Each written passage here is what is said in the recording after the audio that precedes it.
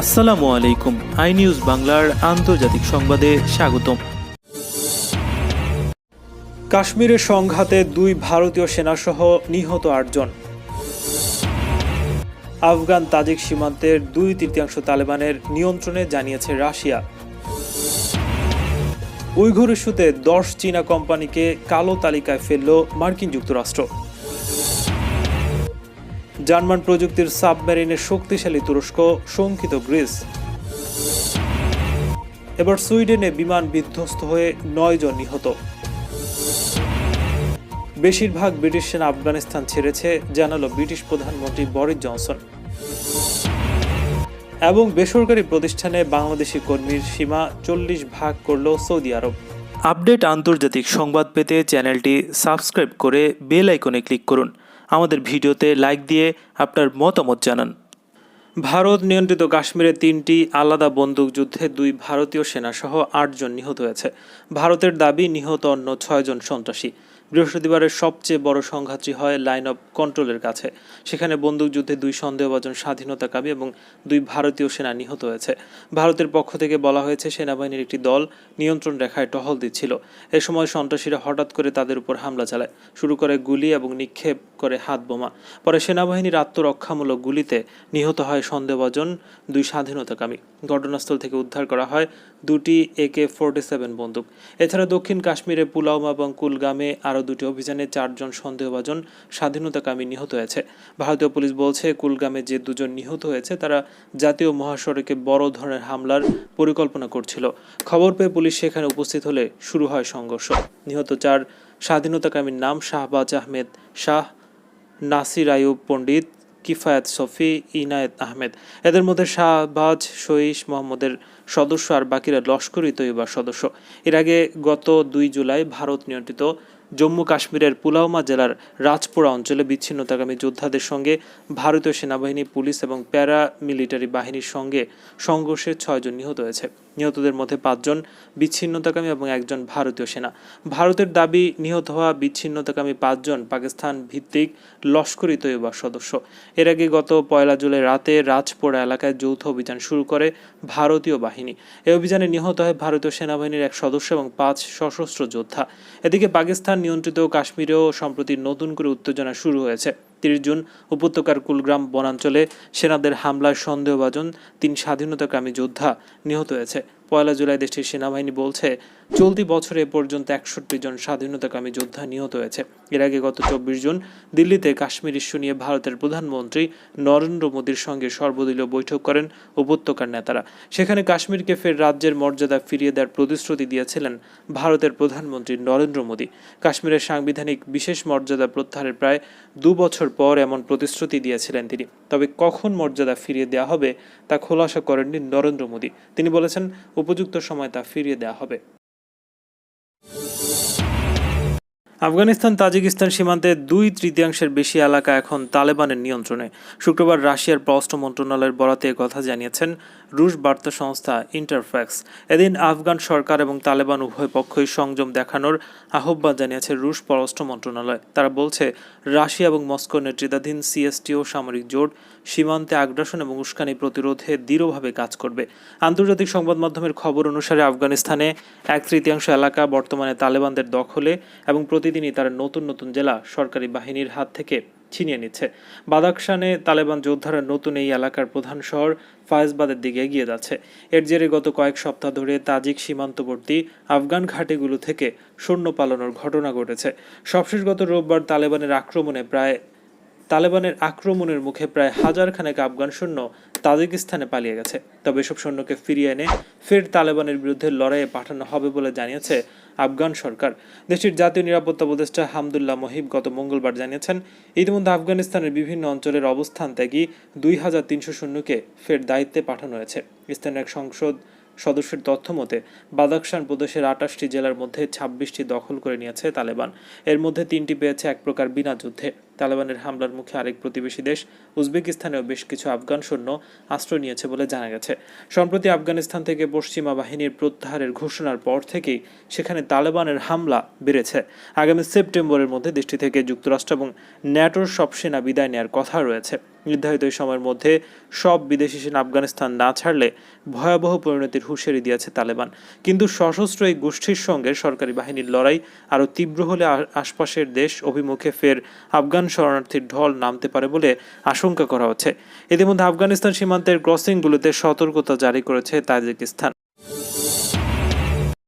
চীনের জিনজিয়াং প্রদেশে বিপুল সংখ্যক সংখ্যালঘু উইঘুর মুসলিমকে বন্দী রেখে নির্যাতন, গণহত্যা, ধর্ষণ এবং মানবাধিকার লঙ্ঘনের অভিযোগে চীনের 10টি কোম্পানিকে কালো তালিকাভুক্ত করেছে যুক্তরাষ্ট্রের বাণিজ্য মন্ত্রণালয়। মন্ত্রণালয়ের সূত্রের বরাদ্দে শুক্রবারের প্রতিবেদন জানিয়েছে রয়টার্স। এর আগে জুনে একই ইস্যুতে চীনের বিরুদ্ধে প্রতিবাদের অংশ হিসেবে সোলার প্যানেল, সফটওয়্যার এবং কম্পিউটার প্রযুক্তি উৎপাদন ভিত্তিক 5টি চীনা কোম্পানিকে কালো তালিকাভুক্ত করেছিল দেশটির বাণিজ্য মন্ত্রণালয়। ওই 5টি কোম্পানির ব্যবসা ছিল যুক্তরাষ্ট্রে। সম্প্রতি যে 10টি কোম্পানিকে কালো তালিকায় ফেলা হয়েছে সেসব কোম্পানির নাম কিংবা তাদের উৎপাদিত পণ্য সম্পর্কে কোনো তথ্য দেয়নি যুক্তরাষ্ট্রের বাণিজ্য মন্ত্রণালয়ের কোনো কর্মকর্তা। তবে তারা বলেছেন অদূর ভবিষ্যতে এই তালিকায় যুক্তরাষ্ট্রের ব্যবসা রয়েছে এমন আরও 4টি চীনা কোম্পানিকে যুক্ত করা হবে। এদিকে যুক্তরাষ্ট্রের সাম্প্রতিক এই পদক্ষেপের কড়া সমালোচনা করেছে চীনের পররাষ্ট্র মন্ত্রণালয়। মন্ত্রণালয়ের মুখপাত্র ওয়াং ওয়েনবিন শুক্রবার এক বার্তায় সম্পর্কে বলেছেন, চীনের কোম্পানিসমূহের যাবতীয় আইনসম্মত অধিকার এবং স্বার্থ রক্ষায় দেশের সরকার প্রতিশ্রুতিবদ্ধ। পাশাপাশি চীনের বিরুদ্ধে যুক্তরাষ্ট্র যে অভিযোগ এনেছে তা পুরোপুরি অসত্য এবং দেশের অভ্যন্তরীণ ব্যাপারে যুক্তরাষ্ট্রের নাক গলানোর বিষয়ে চীন তীব্র আপত্তি জানাচ্ছে। উইঘুর ইস্যুতে যুক্তরাষ্ট্রে চীনের বিভিন্ন কোম্পানিকে কালো তালিকাভুক্ত করার প্রক্রিয়া শুরু হয়েছিল মার্কিন প্রেসিডেন্ট ডোনাল্ড ট্রাম্পের আমল থেকে। 2019 সাল থেকে 19 সালে 8টি প্রযুক্তিভিত্তিক চীনা কোম্পানিকে এই তালিকায় ফেলেছিল ট্রাম্প প্রশাসন। গত কয়েক বছর ধরে জিনজিয়াং প্রদেশে বসবাসরত ধর্মীয় এবং জাতিগত সংখ্যালঘু উইঘুর মুসলিমদের বন্দি শিবিরে রাখার পাশাপাশি তাদের গণহত্যা, বাধ্যতামূলক শ্রমদান, উইঘুর নারীদের ধর্ষণ করার অভিযোগ উঠেছে দেশটির সরকারের বিরুদ্ধে। যুক্তরাষ্ট্রের সাবেক ট্রাম্প প্রশাসন ভাইস প্রেসিডেন্ট মাইক পম্পেও সর্বপ্রথম চীনের বিরুদ্ধে জিনজিয়াংয়ে গণহত্যার অভিযোগ তুলেছিল। গত বছর ডোনাল্ড ট্রাম্পের শাসনকালের শেষ পর্যায়ে তিনি বলেছিলেন, উইঘুর মুসলিমদের গণহারে হত্যা করছে চীন। আন্তর্জাতিক মানবাধিকার সংগঠনের সমূহের অভিযোগ, চীনের ক্ষমতাসীন সরকার জিনজিয়াং প্রদেশে প্রায় 10 লাখ উইঘুর মুসলিমকে একটি ক্যাম্পে বন্দী রেখেছে। তাদের ধর্মের অধিকার, সন্তান উৎপাদনের অধিকার থেকে বঞ্চিত করা হচ্ছে এবং তাদের সঙ্গে কার্যত দাসের মতো ব্যবহার করা হচ্ছে। জার্মান প্রযুক্তির সাবমেরিনের কল্যাণে তুরস্ক শক্তিশালী নৌশক্তিতে পরিণত হওয়ায় তা গ্রিসের জন্য শঙ্কার কারণ হয়ে দাঁড়িয়েছে।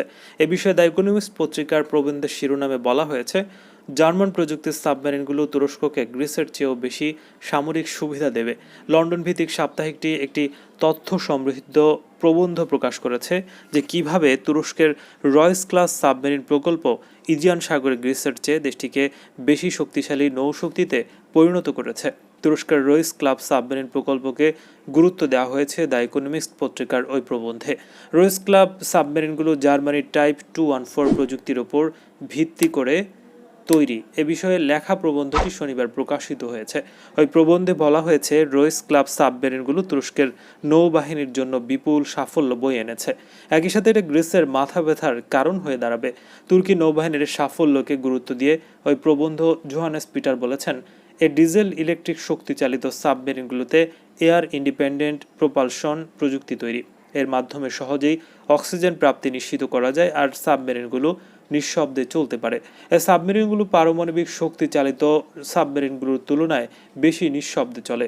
অপরদিকে পারমাণবিক শক্তি চালিত সাবমেরিনগুলোর ইঞ্জিন কখনোই বন্ধ হয় না, তাই এগুলোতে শব্দ হতেই থাকে। Institute for security policy of কিলে কর্মরত জোহানেস পিটার আরও বলেছেন, গ্রিক এবং তুর্কি সংঘাতের কেন্দ্রস্থল বলে পরিচিত ইজিয়ান সাগরের সাবমেরিনগুলো সবচেয়ে কার্যকর ভূমিকা পালন করতে পারবে। সুইডেনে 9 জন আরোহী নিয়ে বিধ্বস্ত ছোট বিমানের সব আরোহী মারা গেছে বলে জানিয়েছেন দেশটির পুলিশ।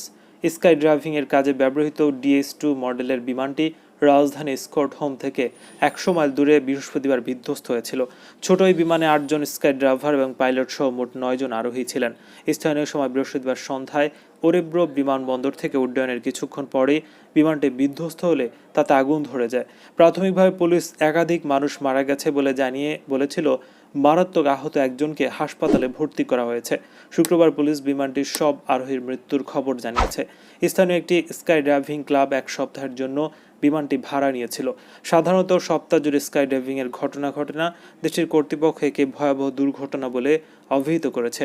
সুইডিশ স্কাই ডাইভিং অ্যাসোসিয়েশনের কমিউনিকেশনস প্রধান আন্না অস্কারসন বলেছেন, সাধারণত বেশিরভাগ স্কাই ডাইভিং সাপ্তাহিক ছুটির দিনগুলোতে করা হয়, কিন্তু সপ্তাহ জুড়ে স্কাই ডাইভিং করার জন্য একটি বিমান ভাড়া নিয়েছিল তারা। সুইডেনের প্রধানমন্ত্রী স্টেফান লোভিয়ান এক টুইট বার্তায় বলেছেন, আমি ওরেব্রোতে বিমান বিধ্বস্ত হওয়ার খবর জেনেছি। আমি খুবই মর্মাহত। এই কঠিন সময় নিহত ব্যক্তিদের পরিবারের প্রতি আমার সমবেদনা রয়েছে। বেশিরভাগ ব্রিটিশ সেনা আফগানিস্তান ছেড়েছে, বাকিরাও শিগগিরই দেশে ফিরবে।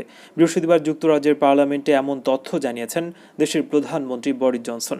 যুক্তরাজ্যের প্রধানমন্ত্রী বলেছেন, আফগানিস্তান ন্যাটো মিশনে নিযুক্ত সব ব্রিটিশ সেনা এখন দেশে ফিরেছে।